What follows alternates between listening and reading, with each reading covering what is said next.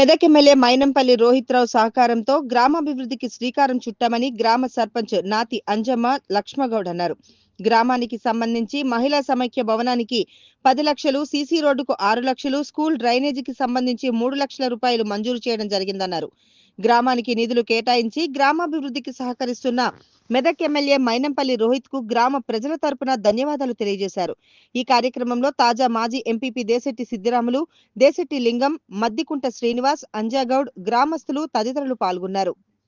నిజాంపేట మండలం నస్కల్ గ్రామంలో గౌరవ ఎమ్మెల్యే మైనంపల్లి రోహిత్ గారి సహకారంతో నస్కల్ గ్రామానికి మహిళా భవనానికి 10 లక్షలు, సీసీ రోడ్కు 6 లక్షలు, అదేవిధంగా స్కూల్లో మరి టాయిలెట్ల కోసము 8 లక్షలు, అదేవిధంగా మా స్కూల్లో మరి 3 లక్షల రూపాయలు మరి డ్రైనేజ్ కోసము మంజూరు చేయడం జరిగింది.